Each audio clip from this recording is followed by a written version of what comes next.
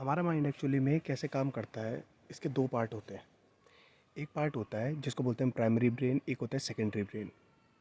Primary brain actually में आपके control के बाहर से काम करता है। मतलब उसको कुछ भी काम करने के लिए आपकी परमिशन की ज़रूरत नहीं है। उसको कोई भी डिसीजन लेना है वो खुद ले लेता है। इसकी ही वजह से आपको रात को सपने आते हैं, क्योंकि वो आपके कंट्रोल में नहीं है। इसी की वजह से आप ब्रीथ भी कर पाते हो, इसी की वजह से आप बहुत सारे टास्क कर पाते हो, क्योंकि वो अपने ने एक मॉडलिंग सेट कर देता है और उस मॉडलिंग के बेस पे वो काम करता रहता है। ठीक है।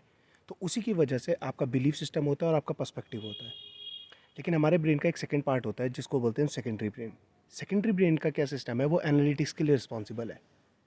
अब एनालिटिक्स के लिए अगर वो रिस्पॉन्सिबल है तो जब भी कैलकुलेशन की ज़रूरत पड़ेगी, जब भी मेमोरी में कुछ सर्च करना पड़ेगा, जब भी उसको कुछ करना की ज़रूरत पड़ेगी, एक्स्ट्रा एफर्ट, तो वो सेकेंडरी ब्रेन के पास जाएगा। अदरवाइज़ वो नहीं जाएगा। अदरवाइज़ वो पर्सपेक्टिव में अगर उसे आंसर मिल रहा है या बिलीफ सिस्टम में आंसर मिल रहा है तो वहीं से आंसर उठा लेगा। ठीक है। अब प्राइमरी ब्रेन डोमिनेटिंग बहुत होता है। क्यों? क्योंकि वो आपके कंट्रोल में नहीं है। तो आप डे टू डे में ज़्यादातर काम उसी से करते हो। सेकेंडरी ब्रेन में आप बहुत कम जाते हो। ठीक है। अब ब्रेन के इस फंक्शन की वजह से ब्रेन में एक इफेक्ट होता है जिसको बोलते हैं एंकरिंग इफेक्ट। एंकरिंग इफेक्ट क्या होता है कि आपको मैंने कोई इन्फॉर्मेशन दी, जैसे कि आप किस शॉपकीपर के पास गए और आपको कोई शर्ट खरीदनी थी।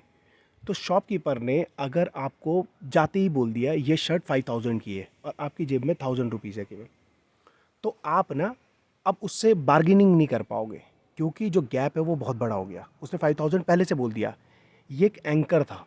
एंकर मतलब उसने आपको एक इन्फॉर्मेशन दे दी और आपके प्राइमरी ब्रेन ने उसको सेव कर दी। अब आप जो नेक्स्ट थिंकिंग करोगे वो प्राइमरी ब्रेन के हिसाब से करोगे, तो आप बोलोगे यार तो 5000 बहुत ज़्यादा हो गया। ठीक है। अगर आप शॉप में जाते और आप वो आपको कोई प्राइस नहीं बोलता, तो मे भी आप उसको लेने के लिए वो सोचते कि हाँ मैं एक नंबर सोचता हूँ जिसकी वजह से वो नंबर 1000 भी हो सकता था, 800 भी हो सकता था, 500 भी हो सकता था। लेकिन क्योंकि वहाँ पर कोई एंकरिंग नहीं हुई तो यहाँ पर आप फ्री हो अभी स्टार्ट करने के लिए। अब इसमें एक प्रॉब्लम है, जब ब्रेन इस तरह से काम कर रहा है कि एंकर का उस पर इफेक्ट पड़ रहा है। ठीक है।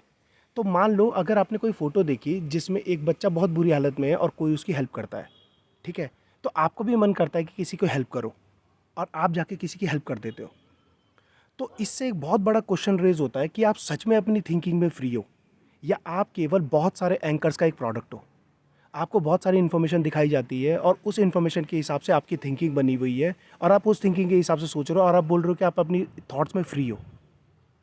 ये एक बहुत इंपॉर्टेंट क्वेश्चन है, क्योंकि इसका एडवांटेज मार्केट, पॉलिटिशियन सब कोई आपसे ले रहा है, लेकिन ये आपको नहीं पता है।